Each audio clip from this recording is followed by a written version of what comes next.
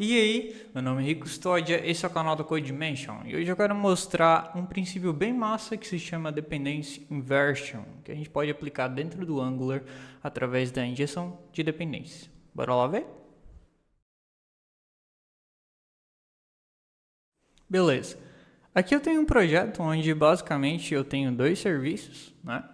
Dois Angular Services, onde cada um fornece uma mensagem, sendo que um fornece uma mensagem de um servidor HTTP e outro fornece de forma local, através de uma libzinha aqui que é a falso, né, do NGINIT.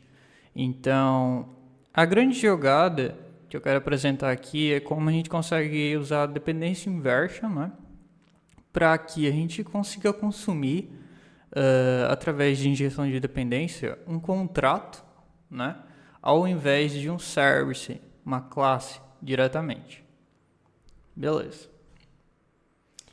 Indo aqui, eu tenho um componentezinho aqui, que basicamente ele tem um provider, e ele faz aqui o registro, né, de qual service deve ser usado para esse tal contrato que eu estou falando. No caso, a gente pode ver aqui que o contrato ele é injetado aqui, ó, e consumido aqui. Beleza. Que contrato é esse? Vindo aqui na classe Message Service, vou até dar um zoom maior aqui só para ficar melhor. A gente consegue ver que a classe é uma classe abstrata. Ou seja, isso significa que essa classe para o TypeScript, ela existe de fato, só que é uma classe que não consegue ser instanciada. Então, para o TypeScript, né, no caso, outras linguagens têm outros conceitos, mas no TypeScript, no caso, ela serve muito bem como um token, né, como um contrato que tem que ser referenciado e é usado como uma forma de implementar métodos. Então, beleza. A gente tem aqui a classe, tá? Ela está falando, ó, eu tenho esse método abstrato aqui que é o getMessage. E eu preciso que o service que for implementar esse cara consiga usar esse método, né? Então, basicamente, eu tenho dois services. Tenho esse que eu falei antes, que vai no back-end, né? Que na verdade ele só tem um assets.db aqui, que seria requisição HTTP, que no caso o DB está aqui, ó, né? Mas a gente pode fingir que é um servidor.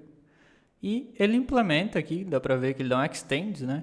E quando a gente dá um extends aqui com o TypeScript, ele pede para implementar esse método. Dá para ver até pelo override aqui, né? Essa palavra-chave.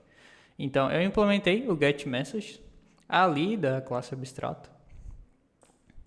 E aí, eu faço a requisição e tudo mais aqui. O outro serviço, ele já é um serviço, digamos, de mocking, onde eu implemento da mesma forma o método, só que eu peço aqui para o falso, né, gerar uma mensagem aleatória, que basicamente vai gerar uma mensagem literalmente bem aleatória. E assim, os dois implementam esse contrato. Lembrando que o contrato é esse daqui. Beleza, Henrique, mas tipo assim, como que eu consumo isso? Agora a gente vai ver.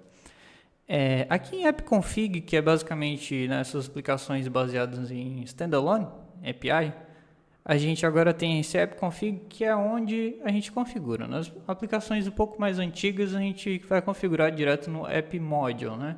Que é o cara que dá o bootstrap lá do componente e tudo mais. Nessas versões mais recentes, a gente tem esse carinha aqui, onde ele tem a possibilidade de configurar tudo. Aqui eu estou setando a injeção padrão desse token. Então, ou seja, quando alguém requisitar o Message Service, que é a classe abstrata, eu peço para ele usar a implementação que bate no servidor. Lembrando que esse cara, ele não é um token, ele não é um service que é injetável. Ou seja, se eu tentar injetar esse cara aqui, ele vai dar um erro, porque ele é só uma classe. Não tem nenhum decorator aqui, nenhum metadado dizendo que ele tem que se vincular ao Angular, beleza? Então, aqui é onde eu faço esse tal registro. Aqui no componente, ele só tem um componente, né, que dá o bootstrap ali, que é o que eu mostrei aqui na telinha. Não. Que é esse daqui. Esse componente, basicamente, ele faz um override desse token. Isso daqui é um tópico que eu quero mostrar um pouquinho mais para frente, que eu inclusive vou comentar aqui. Eu vou mostrar isso funcionando de fato. Como eu falei antes, ele está injetando o message service, que na verdade é o contrato, não é uma implementação, é o contrato. Não. E aí ele está chamando get message, ou seja, ele está injetando o contrato e, na verdade, quem vai retornar o valor, né, desse método é a implementação. O TypeScript, ele literalmente só está chamando um contrato. Ele está dizendo assim, ó, tem essa classe abstrata aqui e eu estou chamando esse método.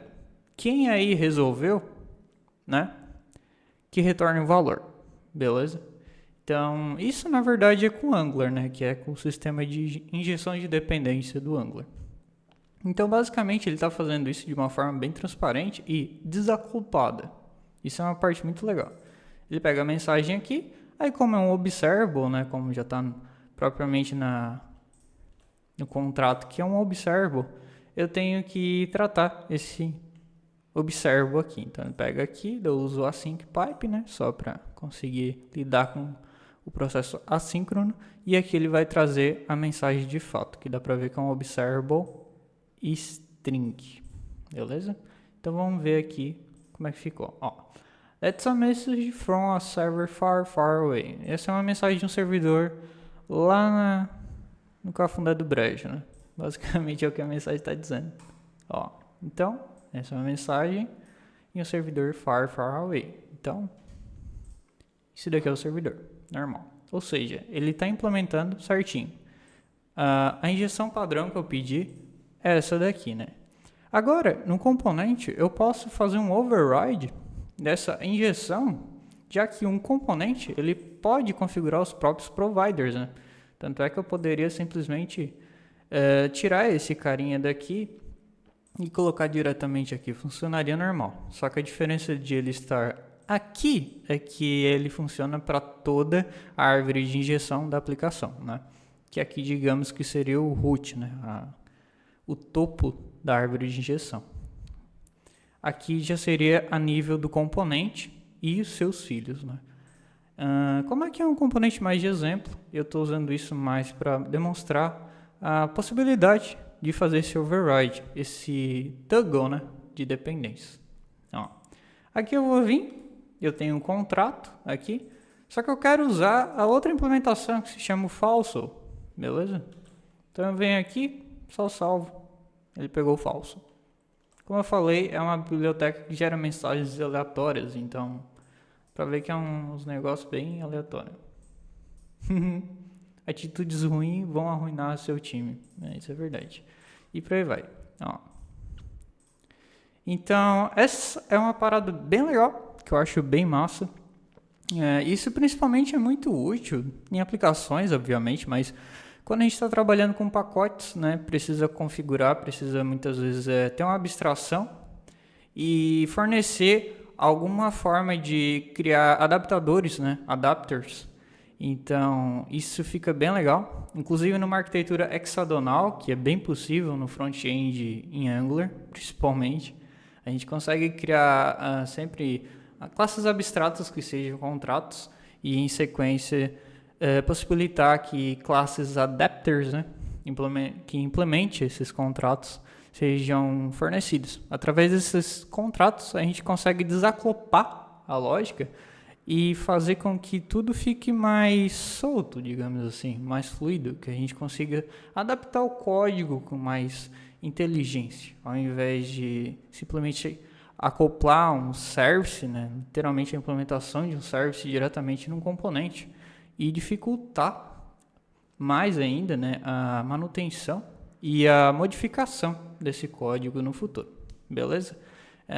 Eu espero que esse vídeo tenha ficado claro. Esse é um tópico que pode confundir um pouquinho, mas na verdade a implementação dele é bem simples, é só um conceito que às vezes pode dar literalmente uma invertida no mindset, né? Que a gente é muito acostumado a injetar diretamente o serviço. Então, pensar de uma forma um pouco diferente através de um contrato é algo que exige um pouco mais de atenção e um esforçozinho para se adaptar, mas vale muito a pena. O vídeo é sobre isso. Se você gostou, deixa um like, se inscreve no canal e tamo junto.